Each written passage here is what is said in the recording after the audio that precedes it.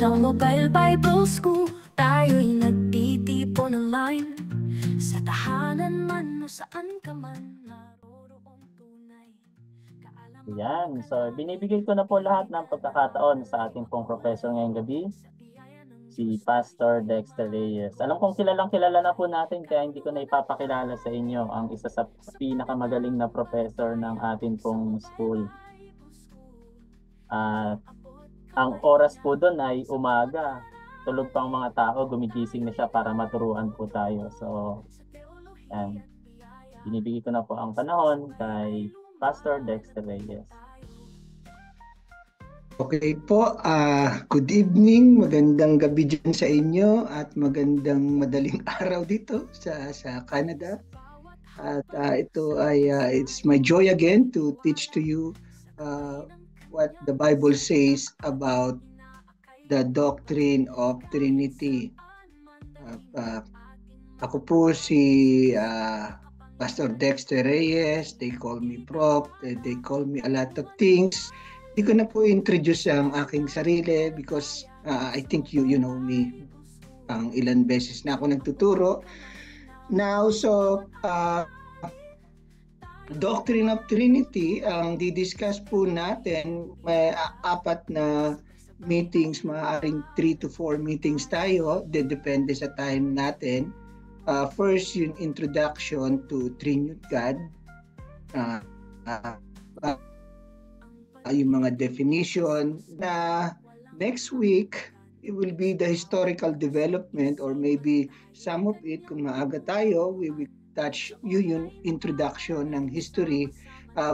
It will take probably isang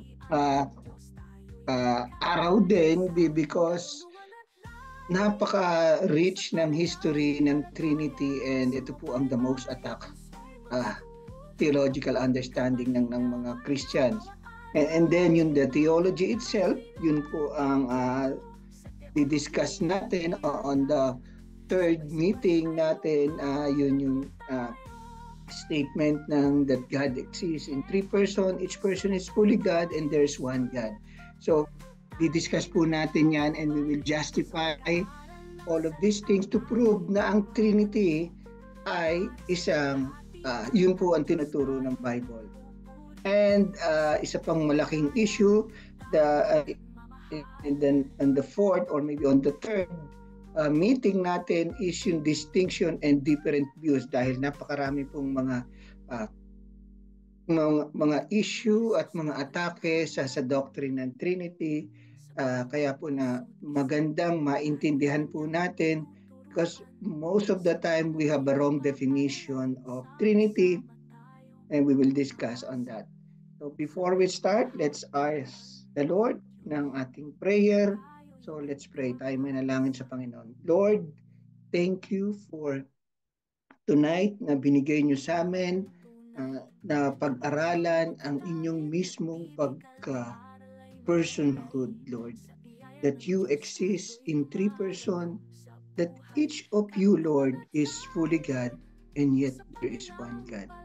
Oh Lord, help us now to understand these things. Because this is beyond our comprehension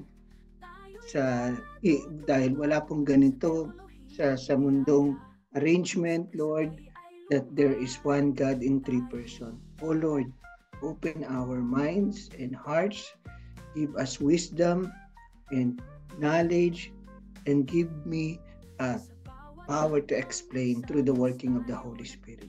Let your words be my words so that I could touch the listener's heart and that they may comprehend the beauty of your very being, that you exist in 3 persons.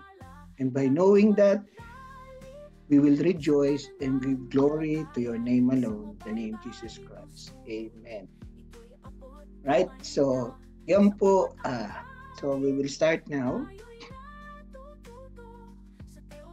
Introduction to the doctrine of Trinity.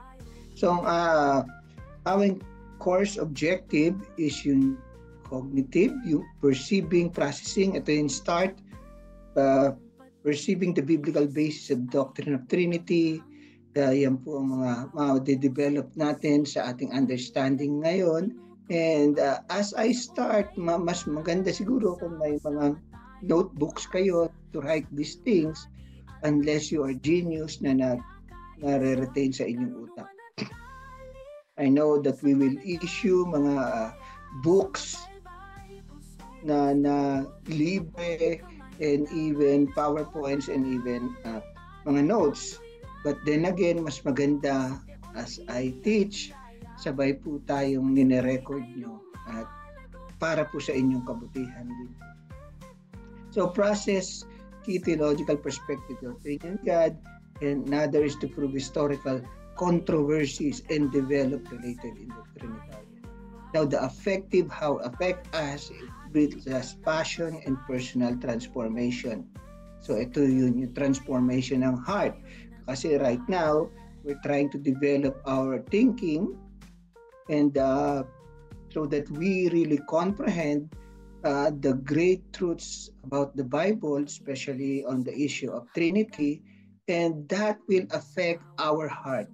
Dapat po parating ganon, hindi na stuck sa utak, kundi umaabot sa ating puso, so that there will be pagbabago, the transformation na sinasabi natin. And on that is possess a deeper reverence for the mystery and majesty of the Trinity God. That's why be glorified that God exists in three persons. Another point is pursue a great love for God through understanding of His nature, and persevere in faith by embracing the relational nature of the Trinity.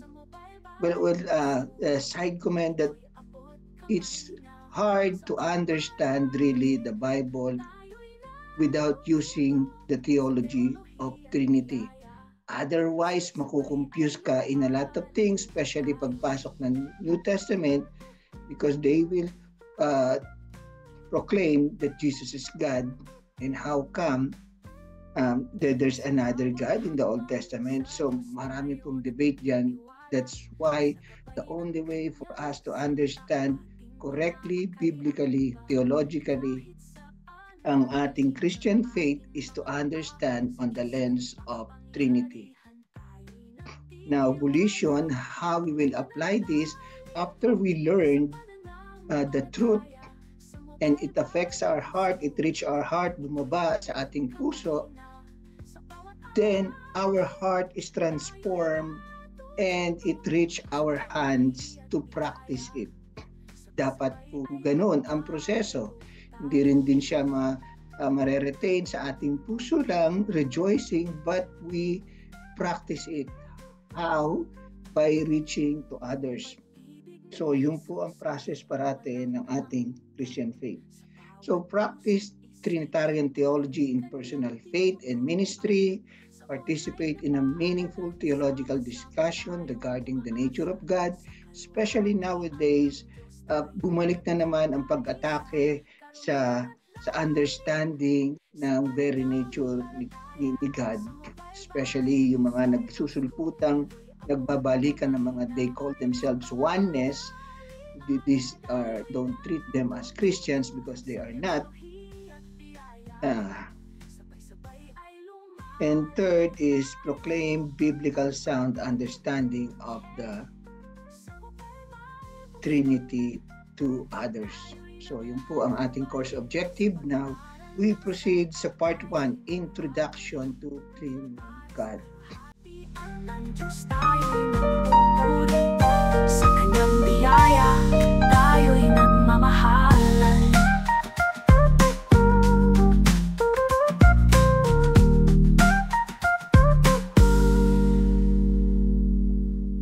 Ang pag-ibig ni Jesus ay walang hanggan.